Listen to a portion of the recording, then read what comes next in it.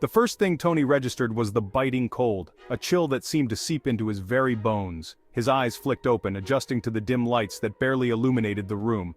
He was lying inside a cryogenic pod, its transparent lid now retracting with a hiss, releasing a cloud of steam.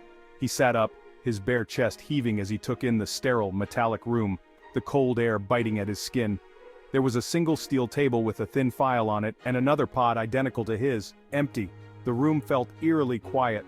Tony swung his legs off the table, the cold floor shocking him fully awake, sending a jolt through his body. He grabbed the file, a single word emblazoned on the cover. Montana. His name.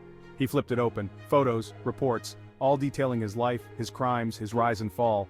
Tony Montana, drug lord, ruthless killer, expendable asset. The words seemed to mock him. He slammed the file shut, a humorless laugh escaping his lips. 41 years. 41 years of his life. Gone. They froze him for 41 goddamn years. Time had moved on without him. He ran a hand over his face, still feeling surprisingly young, as if time had stood still for him. No wrinkles, no gray hairs. His reflection was almost unrecognizable. Just the same fire in his eyes. The same determination that had driven him before. A screen flickered to life on the far wall, casting an eerie glow in the dim room. A man in a crisp suit appeared, a steely glint in his eyes. Mr. Montana. The voice was cold, authoritative. You have been chosen for a task of national importance. The words hung in the air, heavy with implication. The man paused, his lips curling into a humorless smile. Protect Santa Claus. The absurdity of the statement hit Tony like a punch. Tony scoffed, his disbelief evident in the way his lips curled. Santa Claus? What was this, some kind of sick joke? He couldn't believe his ears. The idea seemed preposterous, almost laughable. The man on the screen continued, unfazed by Tony's reaction. Don't mistake this for a laughing matter, Mr. Montana, he said, his tone grave and unyielding. Santa Claus is a national treasure, he emphasized, and he's in grave danger. The stakes couldn't be higher. The screen displayed grainy footage, distorted figures lurking in the shadows, their eyes burning with an unnatural light. It was like something out of a nightmare. Skinwalkers, the man explained, his voice devoid of warmth or emotion. They crave power and they'll stop at nothing to obtain it. They are relentless and merciless. Tony listened, his interest piqued despite himself. Skinwalkers? He'd heard whispers of such creatures in his past life, dark legends whispered in hushed tones, tales meant to scare children. But these weren't fairy tales anymore. This was real. The danger was palpable, and the stakes were life and death. Your mission, should you choose to accept it, the man continued, his eyes boring into Tony's, is to ensure Santa Claus's safety. This is a matter of national security. Succeed, he added, and you will receive a full presidential pardon, all your past sins wiped clean. Along with a generous sum of $100 million, he said, letting the figure hang in the air, tempting and tantalizing. Tony's eyes narrowed. Money was tempting, but a clean slate, that was priceless. The offer was almost too good to be true. So, he drawled, a dangerous glint in his eyes. What's the catch? He knew there had to be more to it, there always was. Skinwalkers are powerful creatures, the man on the screen explained, his voice losing its previous formality. These beings, he continued, are not just myths or legends, they are real and they are dangerous. They can't be killed easily. Their strength and resilience make them formidable opponents, almost invincible to conventional weapons. He gestured to the table, where a hidden compartment now lay open, revealing an arsenal of weapons. Each item meticulously chosen for its effectiveness against these supernatural entities. A pair of sleek contact lenses sat next to a wickedly sharp Bowie knife. These weren't ordinary lenses, they were specially crafted for protection. The lenses will protect you from their gaze, the man said, preventing possession. Without these you would be vulnerable to their mind control. The knife, he trailed off, letting the deadly blade speak for itself. Its edge gleamed under the dim light, a silent promise of lethality.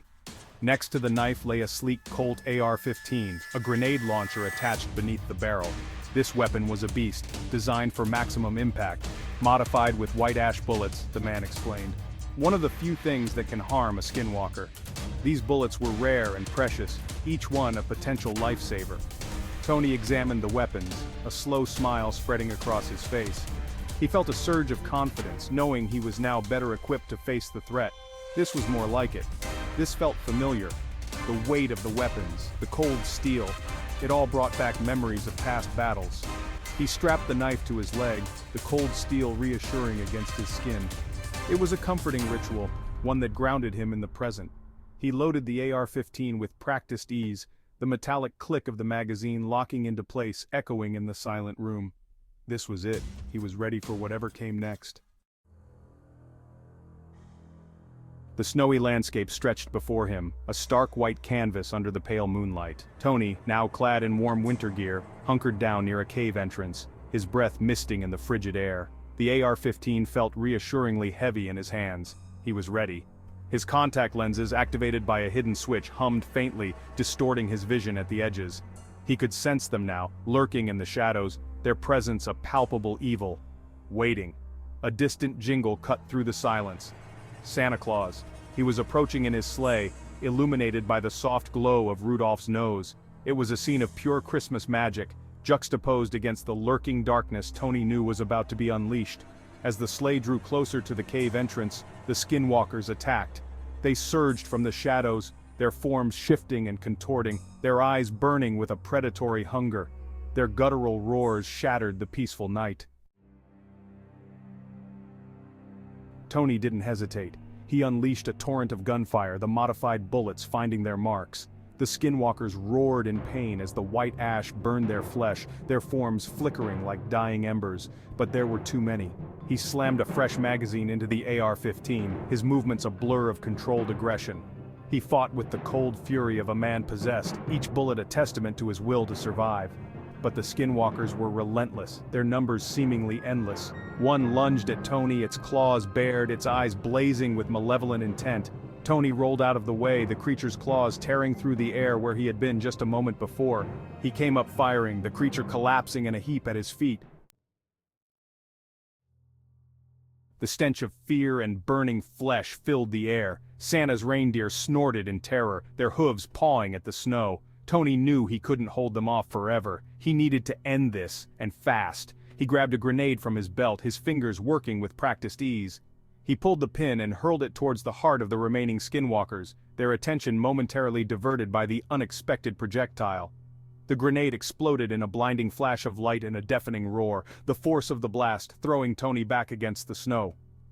He lay there for a moment, the ringing in his ears slowly fading. When he opened his eyes, the battle was over.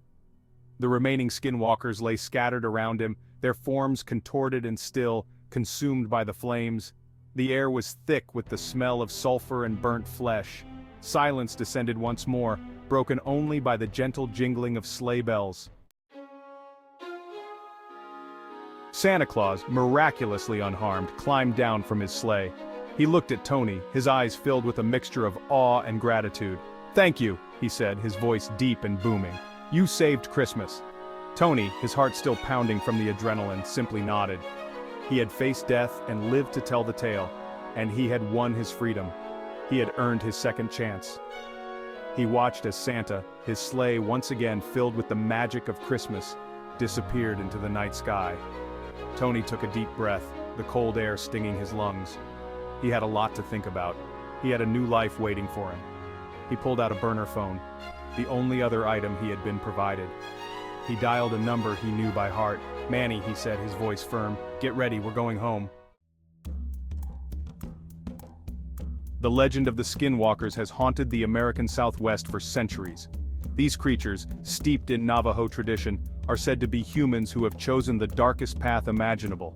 They are shapeshifters, able to take on the form of any animal they choose, their true nature hidden beneath a veil of magic.